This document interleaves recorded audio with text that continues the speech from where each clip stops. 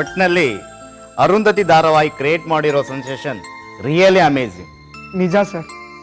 ಅರುಂಧತಿ ಜೀವನ ಏನಾಗುತ್ತೆ ಅಂತ ಓದುಗರು ಕಳಿಸಿರೋ ಪತ್ರಗಳಿಗೆ ಇನ್ನೂ ಆನ್ಸರೇ ಮಾಡೋಕ್ಕಾಗಿಲ್ಲ ಸರ್. ನಿಜ ಹೇಳಬೇಕು ಅಂದರೆ ಆ ಪತ್ರಗಳನ್ನ ಓದೋದಕ್ಕೆ ಒಬ್ಬ ಸ್ಟಾಫ್ನ ಅಪಾಯಿಂಟ್ ಮಾಡಬೇಕಾಗುತ್ತೆ. ಅದು ಯಾವ ಗಳಿಗೆಯಲ್ಲಿ ಆ ಅನಾಮಿಕ ಲೇಖಕ ಈ ಧಾರಾವಾಹಿನ ಬರ್ದು ಕಳಿಸ್ನೋ ಗೊತ್ತಿಲ್ಲ. ಮೊದಲು ಇಂಥ ಧಾರಾವಾಹಿನ ಈ ಕಾಲದಲ್ಲೂ ಯಾರು ಓದ್ತಾರೆ ಅಂತ ನೆಗ್ಲೆಕ್ಟ್ ಮಾಡಿದ್ದೆ. ಕೇವಲ 2 ವಾರದಲ್ಲಿ ಇಂಥ ರೆಸ್ಪಾನ್ಸ್ ಬರುತ್ತೆ ಅಂತ ನಾ ಅನ್ಕೊಂಡೇ ಇರಲಿಲ್ಲ. ಈಗ ಅದೇ ಕುತೂಹಲನ ಹಿಡಿದಿಟ್ಕೊಂಡು ಹೋಗೋದು ನಮ್ಮ ಮುಂದೆ ಇರೋ ದೊಡ್ಡ ಜವಾಬ್ದಾರಿ ಸರ್. ಆ ರೈಟರ್ ಕೂಡ ಜನರ ನಿರೀಕ್ಷೆನ ಮೀರಿಸಿ ಬರೀತಿದ್ದಾನೆ ಹೊರತು ಸ್ಟೋರಿ ಲೈನ್ನ ಎಲ್ಲೂ ವೀಕ್ ಮಾಡಲಿಲ್ಲ ಸರ್. ಆದರೆ ಈ ಸಲ ಬಂದಿರೋ ಎಪಿಸೋಡ್ ಓದೋರ್ಗಿರ್ಲಿ ನಮಗೆ ಟೆನ್ಷನ್ ಮಾಡೋ ಥರ ಇದೆ. ಮುಂದಿನ ಎಪಿಸೋಡಲ್ಲಿ ಅರುಂಧತಿ ಖಚಿತವಾಗಿ ಸಾಯ್ತಾಳೆ ಅನ್ನೋರ್ ಥರ ಬರೆದಿದ್ದಾನೆ. ಅಲ್ರಿ, ಮೇಜರ್ ಕ್ಯಾರೆಕ್ಟ್ರೇ ಅದು.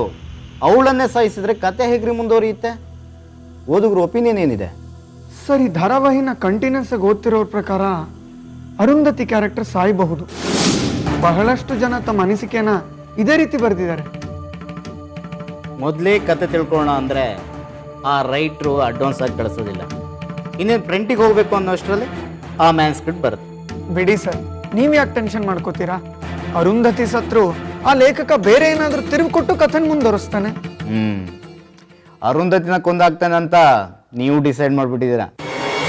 ಇಲ್ಲ ಸರ್, ಆ ಸ್ಟೋರಿ ಲೈನೇ ಆ ಥರ ಇದೆ. ನೋಡೋಣ. ಇನ್ನೊಂದು ವಾರದವರೆಗೂ ಕಾಯ್ದೆ ವಿಧಿ ಇಲ್ಲ.